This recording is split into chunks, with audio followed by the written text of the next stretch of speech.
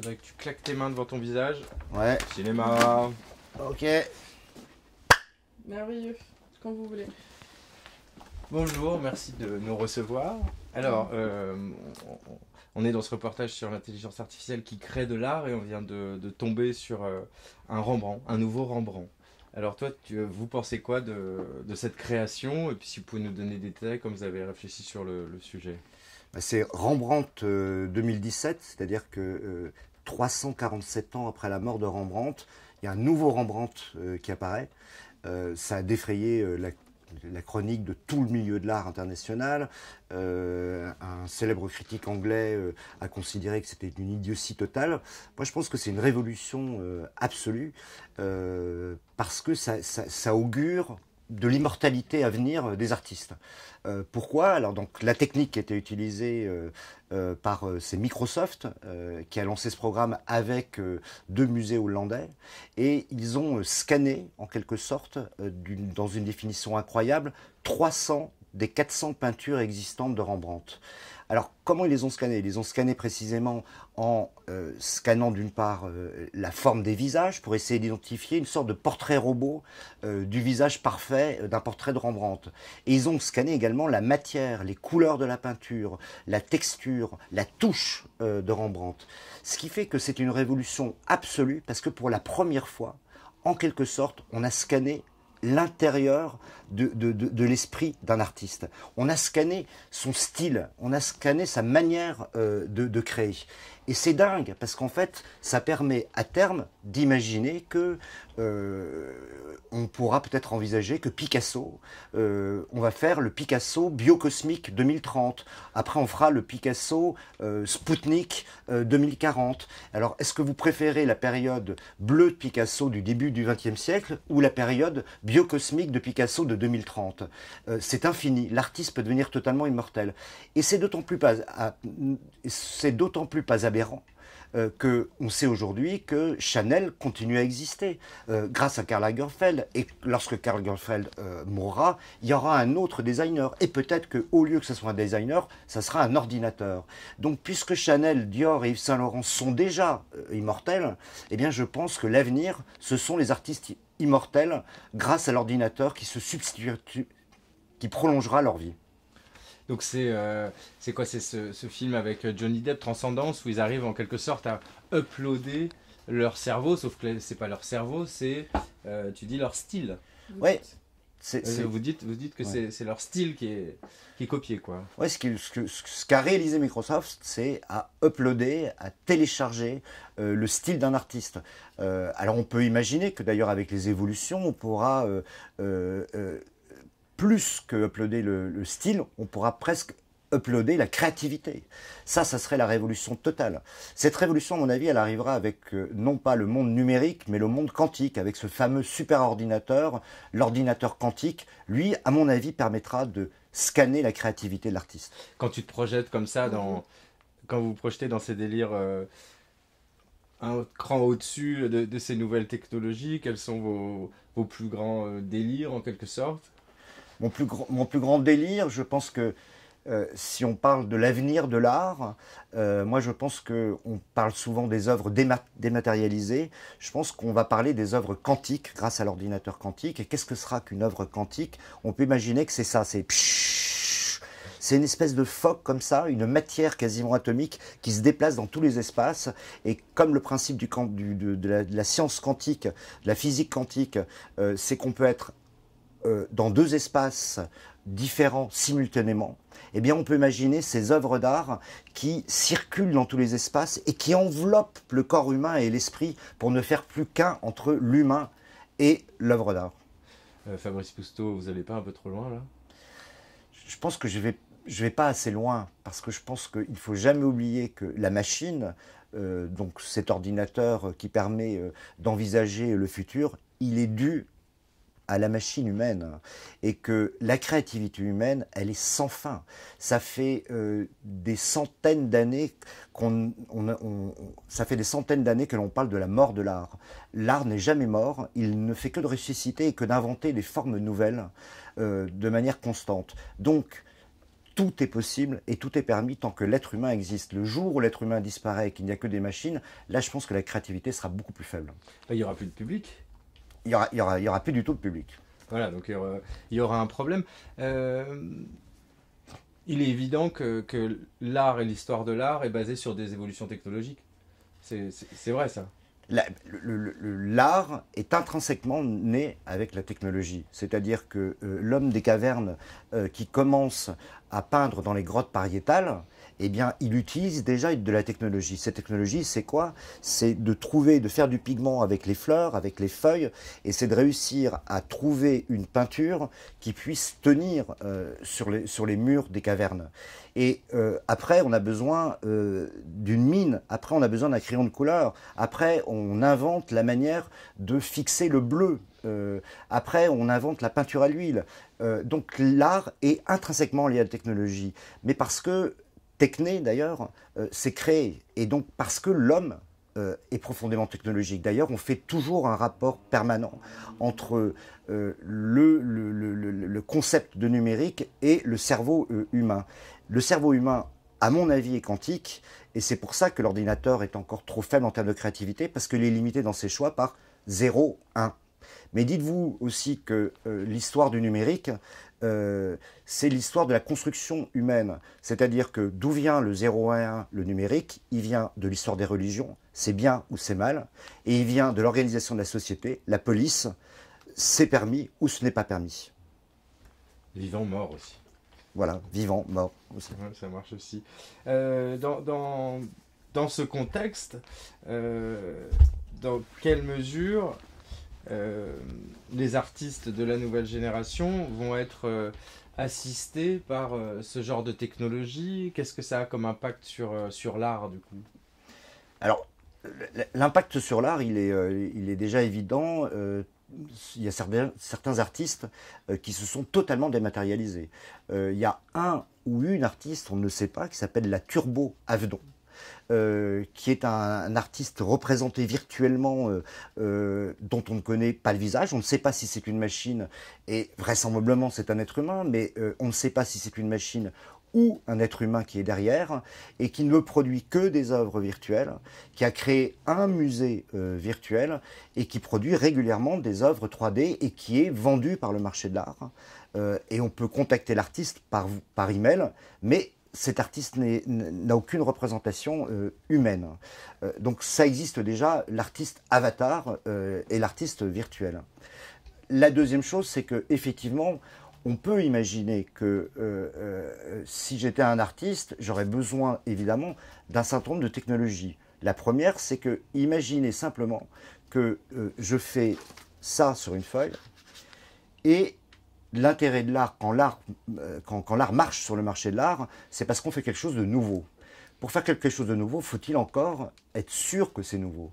Donc la technologie permettrait, d'ailleurs grâce aux banques de données, de dire eh bien ça a déjà été fait par Alphonse Bouzik en 2012. Donc on a besoin, l'artiste a besoin de technologie aujourd'hui, ne serait-ce que pour avoir une base de données de l'histoire de l'art. Et je pense que d'ailleurs que l'art a déjà profondément évolué grâce à cette base de données. Imaginez que les artistes au début du siècle, au XXe siècle, avaient très peu connaissance de l'histoire de l'art des 19 siècles précédents. Très peu. Aujourd'hui, un jeune artiste qui a 18 ans, avec Google, avec le livre, avec le YouTube, etc., a un accès considérable à ce qui a été produit par la société humaine en termes d'œuvres d'art, qu'il soit chinois, singapourien ou français. Qu'est-ce que je peux dire d'autre? Ça c'est pas un frein justement de se retrouver acculé de tant de références alors que un artiste qui n'avait pas internet au XVIIIe siècle pouvait courir gaiement dans la prairie, faire une œuvre et dire ah c'est un chef-d'œuvre. Est-ce que c'est pas un poids? C'est certain que le savoir est un atout et c'est aussi un handicap. On dit souvent, les écrivains le disent, une fois qu'on a lu l'essentiel des chefs-d'œuvre de la littérature, on se dit mais que écrire après? Donc effectivement, la connaissance aujourd'hui pour un jeune artiste de 20 siècles au minimum d'histoire de l'art, ça ça peut bloquer, ça peut totalement interdire toute création. À la fois, c'est un débat philosophique, mais à la fois, l'histoire de l'humanité a montré que c'est par la connaissance qu'on crée encore de nouveau et davantage. Moi, je fais partie de ces critiques et de ces hommes qui sont convaincus que c'est par la connaissance que l'on crée. Parce que mon propos, c'était de dire que peut-être l'intelligence artificielle permet, comme je vous l'ai montré dans le scénario écrit par cette machine, permet de faire un retour à out of the box, c'est-à-dire de sortir du carcan grâce à la machine qui va montrer d'autres associations d'idées faites avec encore plus de données, ça se trouve. Qu'est-ce que tu penses de ça? C'est des robots pour réapprendre à respirer, reprendre une position surréaliste.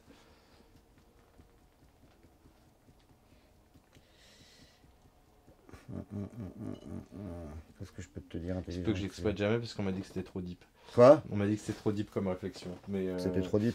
Revenons plutôt à ta définition, toi, de l'art. Comment tu définis, comment vous définissez l'art, Fabrice Lousteau? L'art, c'est par excellence, pour moi, ça définit l'humanité, ça définit l'humain. On est certain aujourd'hui que les animaux ne créent pas d'œuvres d'art, n'ont pas créé d'œuvres d'art. Les végétaux non plus. Donc dans le vivant, il n'y a que l'humain qui crée de l'art. Et donc ce qui définit l'humain, mais à part l'art, c'est ce qui définit l'humain, mais on ne sait pas ce que c'est.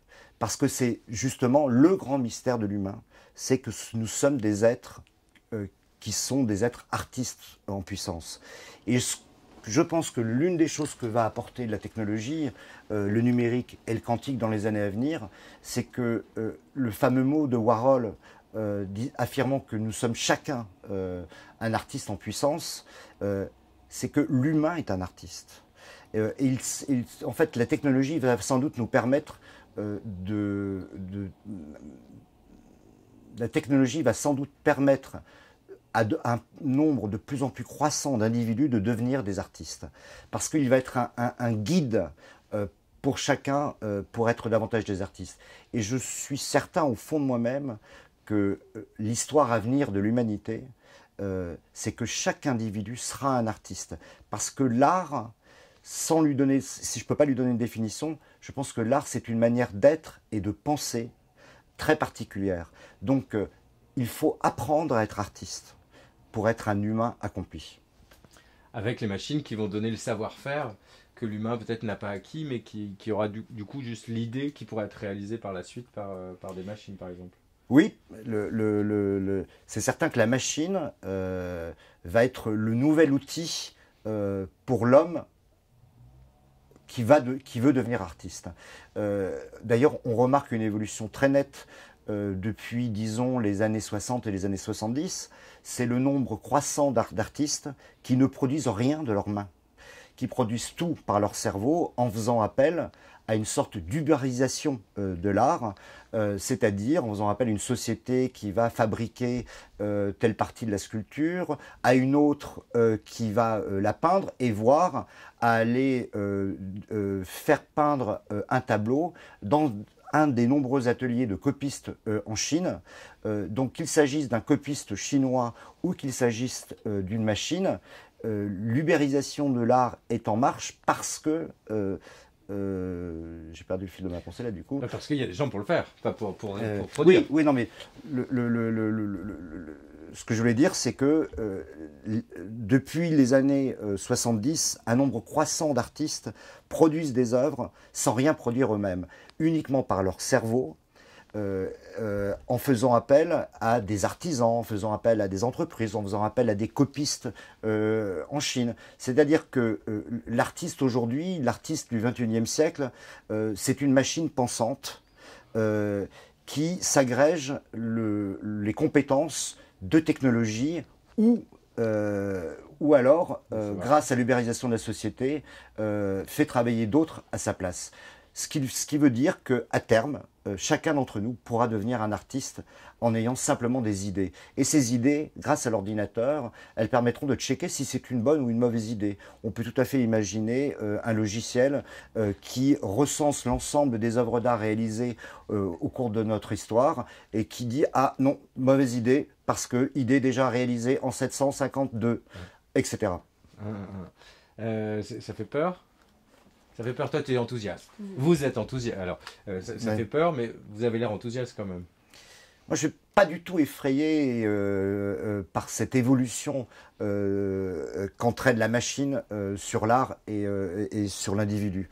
Je pense qu'au contraire, ça va permettre de créer des œuvres de plus en plus folles, de plus en plus inouïes, et je pense que la créativité humaine n'a réussi qu'à exprimer à peine 2%, 3% de forme qui l'exprime, qui la montre. Je pense que le jour où on pourra, grâce à la technologie, utiliser 10-15% de la créativité de notre matière grise, on arrivera à des œuvres qu'effectivement, aujourd'hui, je ne peux pas imaginer, mais des œuvres pénétrantes, spatiales, atomiques, qui nous envelopperont, et l'œuvre d'art enveloppera l'être humain à part entière. Ça nous pénétrera. Quand j'ai interviewé Ross, qui a donc produit le robot pour écrire les scénarios, donc court-métrage que vous avez vu, très surréaliste, dadaïste, qui disait que la technologie était un prolongement de l'être humain et ce qu'il y avait dedans, en effet, il pouvait être considéré comme de l'art, mais qui ne pouvait pas être détaché de l'être humain, puisque c'est l'être humain qui avait fait la machine. Vous formuleriez ça comment, vous? Moi, je dirais qu'évidemment, la machine est créée par l'être humain. Donc la machine n'est qu'un outil.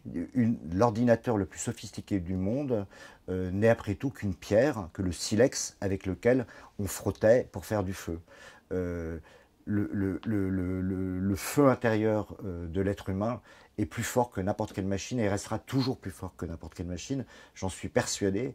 Et en cela, l'art, cette chose complètement inutile, immatérielle, indéfinissable, qui définit l'esprit humain, ce qui définit ce qu'est l'être humain, sera toujours plus fort que n'importe quelle machine. Et je ne crois pas qu'il y aurait une compétition un jour entre le Apple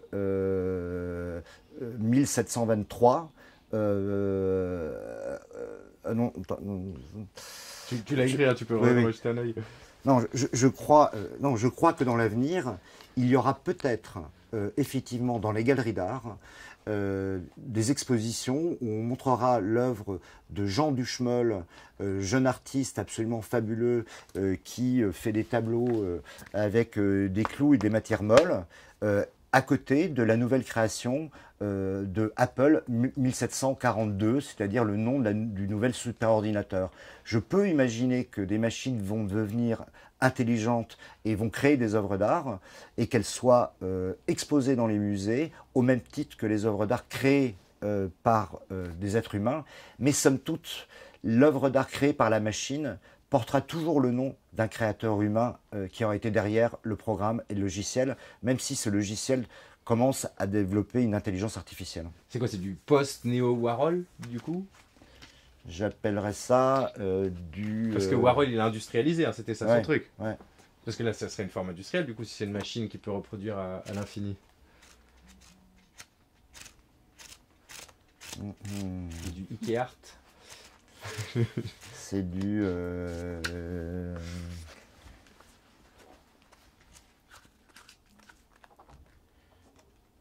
La robotique.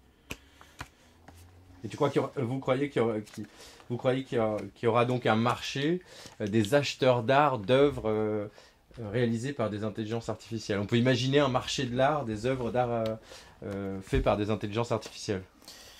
On peut d'autant plus imaginer un marché de l'art d'œuvres créées par de l'intelligence artificielle, qu'aujourd'hui une partie du marché de l'art se passe sur un marché virtuel qui est celui du net. Donc on peut même aller plus loin et imaginer un jour de la même manière que ce sont des logiciels qui régissent les évolutions du CAC 40, mais qu'à terme, il y a un marché de l'art généré par un ordinateur et qui achète des œuvres d'ordinateur, donc qui soient complètement autonomes et un peu dingues. C'est une sorte de mise en abîme de l'art par ordinateur. Ça serait le mur de l'art. Enfin, ça serait la fin. Du coup, il y aurait plus d'artistes ou il y aurait des artistes humains à côté aussi. Ça ne tuera pas la production artistique humaine. Il y aura toujours des artistes humains puisque, encore une fois, ce qui définit l'humain, c'est l'art. C'est l'art qui définit l'humanité.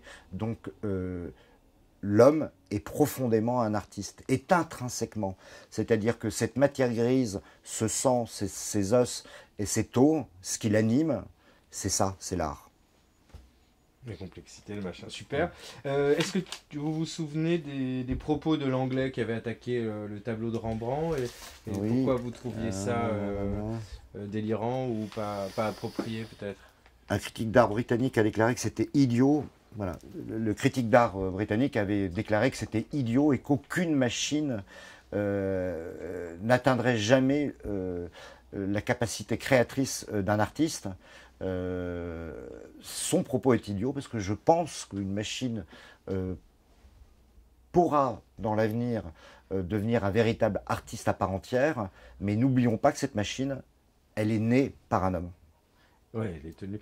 Donc, pas de prolétarisation de l'artiste non plus, parce qu'on pourrait imaginer des artistes qui soient simplement les ouvriers qui contrôlent leur machine à produire de l'art. Est-ce qu'on peut imaginer un artiste prolétaire? Ou une prolétarisation de l'art, des artistes?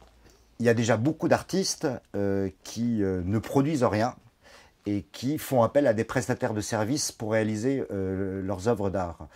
La prolétarisation de l'artiste, malheureusement, elle existe aujourd'hui dans le monde entier pour une raison. C'est que dans l'histoire de l'humanité, il n'y a jamais eu autant d'artistes, il n'y a jamais eu un nombre aussi important d'artistes. Et ce nombre est exponentiel, de manière croissante. Donc imaginez, c'est un petit peu, on est face à un secteur comme si soudainement il y avait une croissance démesurée du nombre de charcutiers. Et bien ça poserait des problèmes de chômage aux charcutiers. Mais aujourd'hui, il y a à la fois une prolétarisation des artistes parce qu'il y a un nombre croissant d'artistes, mais la demande artistique mondiale est croissante. C'est-à-dire que plus l'humanité augmente, plus la population de l'humanité augmente, plus le nombre d'artistes croît et plus la demande en art et en objets d'art est considérable. Et très souvent, c'est le jeu de l'offre et de la demande. C'est pour ça qu'aujourd'hui, il y a une explosion des prix des œuvres d'art. C'est que la demande est plus importante que l'offre pour un certain type pour un certain type d'œuvres. Mais par contre, en face, il y a tellement de jeunes artistes dans le monde entier qu'effectivement, le revenu moyen d'un jeune artiste aujourd'hui est plutôt en train de baisser. Intéressant, très bien. Est-ce que vous vouliez rajouter quelque chose sur ces questions, quelque chose d'autre qui vous touche? Je sais pas si j'ai pas été très bon là, si ça allait. Si, c'est clair, c'est pas trop long, c'est bien. L'art, la création, la peur. Ce que je te dis d'autre. Ça on l'a dit. Turbo, bon ça c'était référence, l'exemple de la machine c'est bien. Qu'est-ce que j'avais noté? Artiste, musicien, avec. Non, c'était tout. Hein. C'était ça sur le. Ouais, je t'ai pas dit cette phrase que j'aurais peut-être pu dire là. L'artiste immortel est en marche. Bah, c'était ça parce qu'en plus, tu aurais ouais. pu dire en rajoutant l'augmentation du nombre d'artistes et que tu rajoutes à ça les résurrections. Ouais. Voilà, t'as raison. Je vais juste...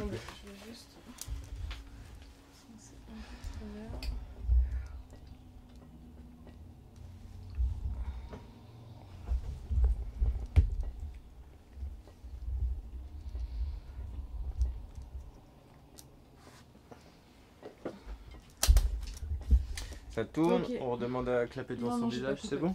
C'est bon. Ce qui est sûr, c'est que l'artiste immortel est en marche. Il s'appellera Picasso Apple, Giacometti Microsoft ou JR Google View, mais il ne va le faire que se développer. Mais il va être éternel. Ça veut dire qu'il y a grâce aux intelligences artificielles, est-ce qu'on peut dire qu'il y a une résurrection quasiment des grands maîtres?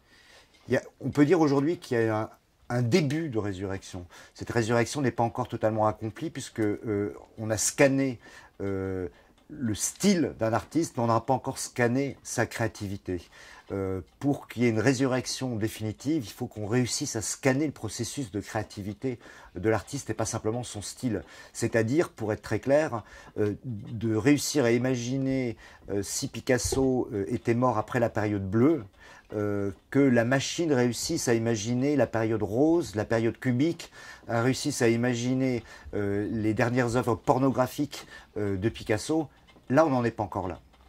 Mais ça, c'est impossible du coup là. Et c'est justement... fais Attention gaffe à ton avec pied. le je m'entends, Merde. Parce que justement la grande force de ce robot qui a créé le tout nouveau dernier Rembrandt, ou avant même une longue série, a été alimenté d'un très grand nombre d'œuvres et de différentes périodes. Donc c'est ça qui fait qu'on a pu, parce qu'il y a justement différentes périodes, faire émerger, extraire son style. Ouais, c'est parce qu'on a scanné le style, le 300 œuvres sur les 400 existantes qu'on a réussi à faire une œuvre de Rembrandt, mais on pourrait presque dire un Rembrandt à la manière de Rembrandt en 1632. Mais on ne sait pas encore faire, et c'est ça qui va être absolument fascinant, faire le vrai Rembrandt de 2017. Que ferait Rembrandt s'il avait vécu s'il était encore vivant aujourd'hui? C'est ça que la machine inventera peut-être un jour. Oui, ou sur les nouveaux maîtres. Qui pourront donner plus d'éléments pour aller chercher sur leur Facebook tout ce qu'ils ont publié. Il y aura beaucoup plus d'informations finalement personnelles, autres que leurs travaux. C'est vrai que comment on appelle ça Fait traquer les données ou... Ouais. Ce qui est vrai, c'est que la numérisation de toute notre vie aujourd'hui, réalisée par Facebook, réalisée par Google, ou la consultation d'un moindre site qui est enregistré, dans l'avenir, on connaîtra exactement le style réalisé par un artiste, mais aussi tous les éléments inconscients, les éléments cachés, grâce à l'analyse de sa vie numérique. Donc la belle vie numérique de chaque individu, eh bien, on la prendra en compte et donc du coup on arrivera peut-être à repérer l'inconscient d'un artiste et cette part d'inconscient qui fait partie intégrante de sa créativité. Et donc ça donne place à quoi en termes de projection? C'est des artistes qui meurent jamais, même s'ils n'ont pas été reconnus par le monde de l'art. Peut-être que via la famille et l'argent qui était nécessaire qu'ils ont collecté pour acheter de l'intelligence artificielle, on peut imaginer qu'un artiste finalement puisse créer à jamais. On peut imaginer totalement l'artiste immortel. Il a déjà commencé un tout petit peu, ne serait-ce que par des phénomènes de marque. On a créé une voiture Picasso. Donc aujourd'hui, on comprend bien qu'un artiste est une marque, est un esprit. Encore une fois, c'est comme pour la mode. Chanel et Yves Saint Laurent sont en marche vers l'immortalité aussi, puisqu'on ne fait que en permanence de réactiver leur style. Donc avec Rembrandt, comme avec Picasso, c'est tout à fait faisable, surtout assisté par un ordinateur. Et vraiment, la immortelle, c'est comprendre qu'il continue à créer. Parce que finalement, Picasso est immortel, les grands maîtres, ça c'est intégré à notre culture, à notre fond commun de l'humanité. Mais là, le truc, c'est qu'ils vont continuer à créer.